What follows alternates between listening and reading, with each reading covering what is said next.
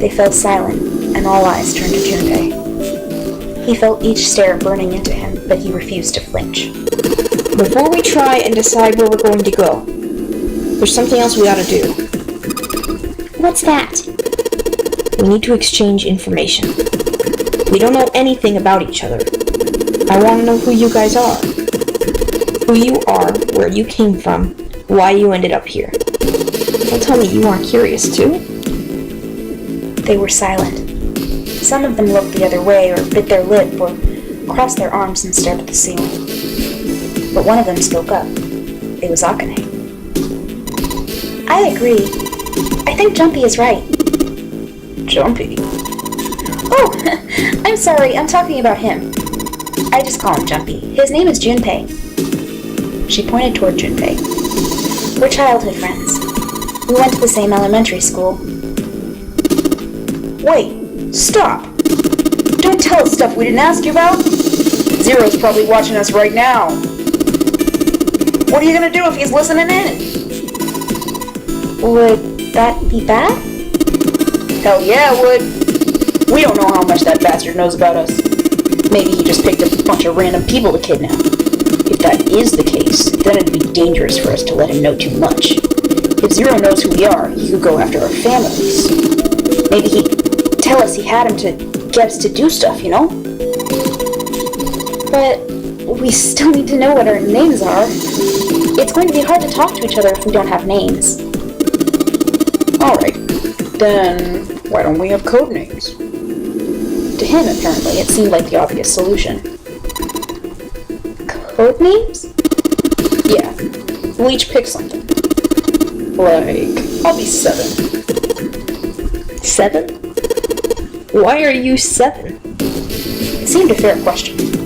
The mountain stuck out his left arm. Because this bracelet number says 7. Oh, I get it. Yeah, that's a good idea. He smirked. Alright, I'm gonna be Santa. Any of you chumps know Japanese? No? Well, San means 3, so I'll be Santa. You know, like Santa Claus. Fits, don't you think? Then your bracelet number. Yeah, it's got a 3 on it. Good job, Grandpa. Just like the mountain had done, Silver thrust out his left hand. Sure enough, the face of his bracelet read 3. Very well then. I'll go next, shall I?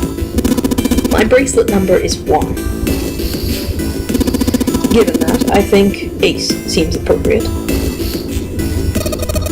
I'll be Lotus then, as I'm sure you all know it has 8 petals. Which means, of course, that my bracelet number is 8. I would appreciate it if you would call me Snake.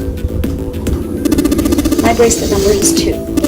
Since Ace has chosen cards, then I choose dice. Snake eyes, clearly. Which is particularly relevant, given that I'm blind.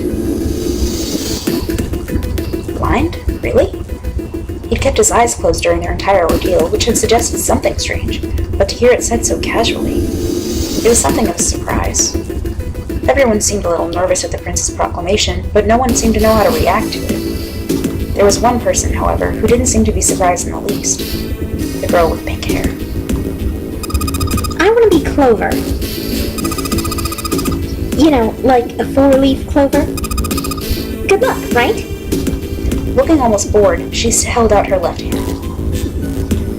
The face of her bracelet showed the number 4. They'd come around to Junpei. He held out his bracelet. Alright, my number's 5, so my code name is gonna be... Why have one? It's not like there's any point to it now. The dancer cut him off in mid-sentence. I mean, we all know your name already. You're Junpei. Oh. They all nodded. Akane stepped forward, nervously. Then, you should all call me by my name, too. Because, I mean, it doesn't seem fair to Jumpy. You're thinking it's not cool for you to hide your name after you told us his? Akane fidgeted awkwardly. Junpei decided he had to do something. What's your bracelet number? It's, 6. She hesitated for a moment, then held out her left hand. As she'd claimed, the bracelet's face showed a 6. Junpei looked at it for a moment and thought.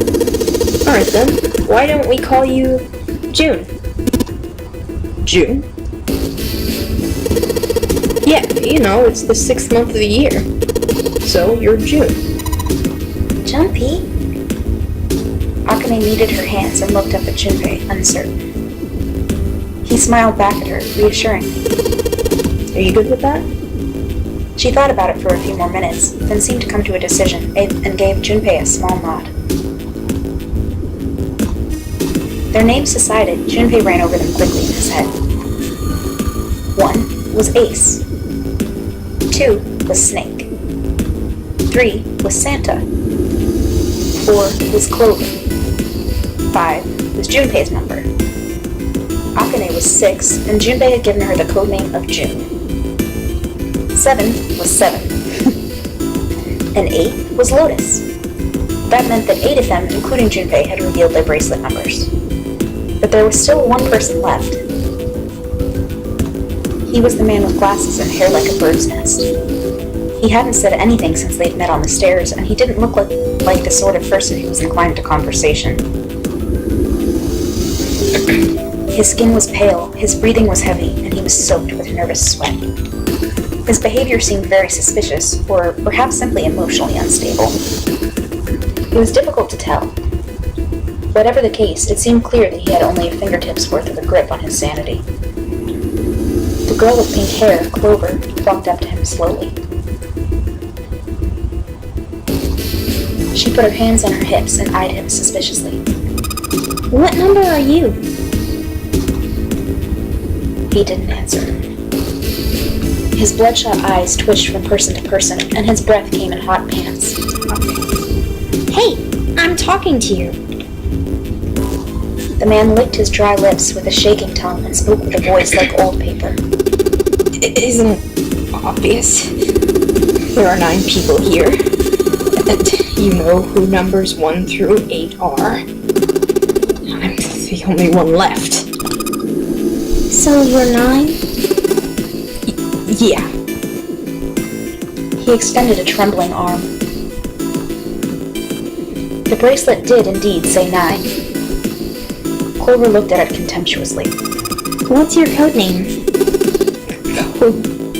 Name?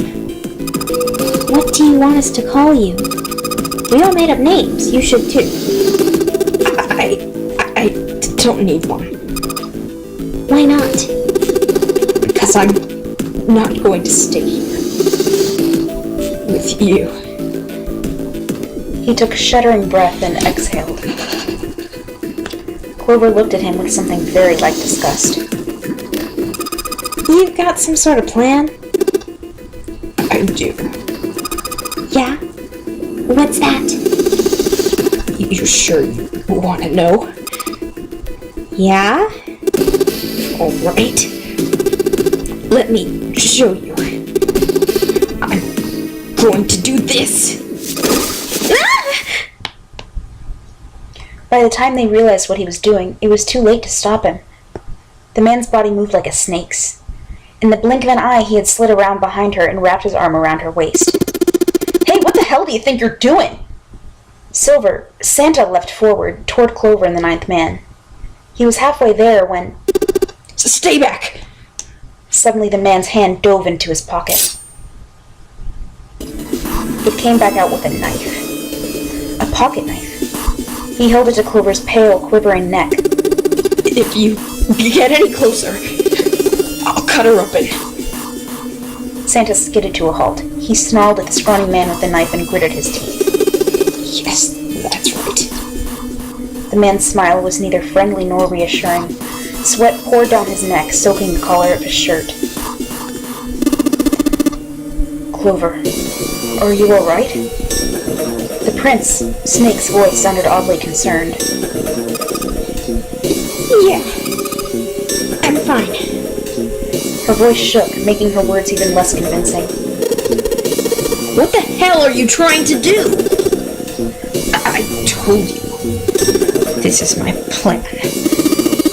What are you gonna do to her, you sick son of a bitch? Don't worry. I'm not going to do anything to her. If she just does what I tell her to, I'll let her go. He started to move backward, slowly, keeping his grip on Clover. Keeping their distance, Junpei and the others followed. Eventually, the man reached the wall. He gave a start as his back touched it, then glanced around quickly and spoke. Verify. Huh? The left. Look on your left. Do you see the device on the wall? Place your hand on the scanner panel, the round part. What if I don't? The man's nostrils flared, and he looked like he was about to choke. Are you an idiot? What do you think? I could slit your throat right now. I'll kill you if I have to. All I need is your bracelet. Just do it. Just do it now. He pressed the knife against Clover's neck, hard. Slowly, she stretched her left hand out toward the device. Her back was to it, and she had to feel around for a moment before she found the circular panel. It made a cold, electronic noise, and on the display above her hand, an asterisk appeared. So that's how it works, Junpei thought to himself. By placing one's palm on what the ninth man had called the scanner panel, the user's bracelet number would be entered into the device. Should you total the numbers on your numbered bracelets, and find that the digital root of that number is equal to the number of that door, the door will open. Junpei shifted his eyes to the door itself. The number on it was 5. The ninth man seemed to know a little more about the device's operation than he should. How had he known exactly what to do? Good. You're done. Next. His bloodshot eyes crept from person to person until finally, they stopped on the lion, Ace. You, right? You're the one with the number 1 bracelet, right? Yes, I am. So?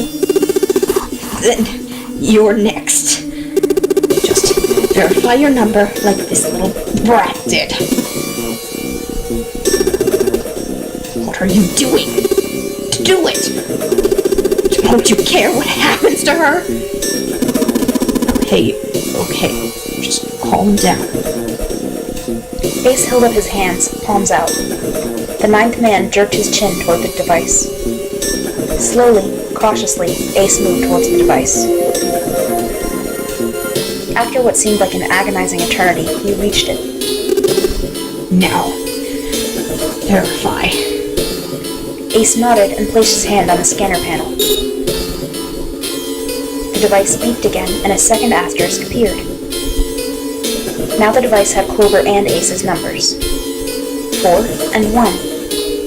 4 plus 1 equals 5. The same as the number written on the door. But it wouldn't open just yet. Only 3 to 5 people can pass through one numbered door. The door needed at least one more person. Who would that be? Get back! His voice shook, but the knife he held to Clover's throat made his words a command. Ace took 2, then 3 steps back. No, farther! More than that. Go all the way back. Slowly, Ace did what he was told. The ninth man's lips curled into a cruel, twisted smile. That was when Junpei understood his plan. Clover's 4 and Ace's 1 added to the ninth man's 9. 4 plus 1 plus 9 equals 14. And 1 plus 4 equals 5. In other words...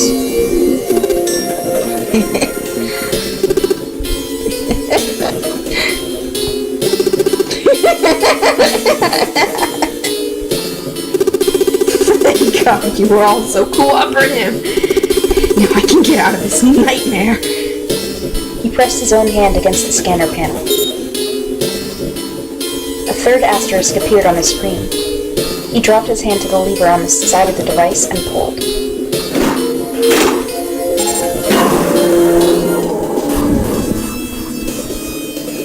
The door opened with a heavy metallic groan. He let go of Clover. Wait! Junpei leapt toward the ninth man, but he wasn't fast enough. The man shoved Clover and hopped through the door. Okay. Have a good one, guys. I'm going off ahead now. Well then. Goodbye. He raised his hand and waved, a twisted smirk on his face. Then he was gone.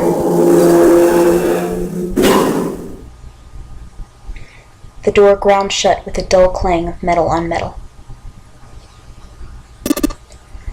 Clover! Are you alright? Snake ran to Clover's side as she lay on the floor. Yeah. I'm fine. She climbed unsteadily to her feet, and once there, leaned heavily on Snake's shoulder for support. Junpei ran to the door. The others followed him. Several pairs of hands grabbed hold of the handles and pulled. They grunted and strained, but... Shit! It won't budge. That was when Lotus, the dancer, spoke. Her voice was quiet. Do you hear something? Like... what? Like some sort of... beeping? Junpei pressed his ear against the cold metal of the door. The others did the same. You're right. I can hear it too. What is it? Then they heard something else. It was the ninth man. Shit! Why isn't it stopping? God damn it! You lied! Lied? This wasn't supposed to happen! This is wrong! This is wrong! His voice shook with fear. Safe on the outside, they stepped back from the door and looked at one another. What is happening in there? Open the door! Please! I'm begging you! Help me! Please get me out of here! Get me out of here! Junpei grabbed hold of the device. He slammed his hand on the scanner panel. Nothing happened. Why didn't it register him? He looked at the display where the asterisks had shown up. It said, engaged. Oh my god, there's no time left. Listen, I was lied to. He lied to me. He put me in here. It was him. He killed me. It was him.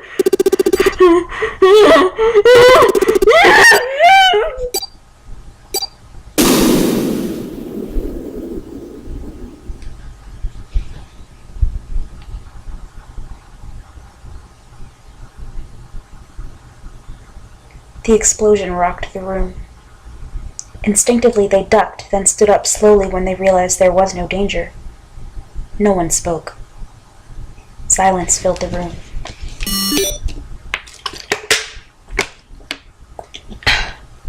In that silence, the electronic tone that echoed across the room sounded as loud as a gunshot.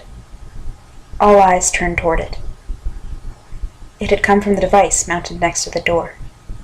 The display changed from engaged to vacant.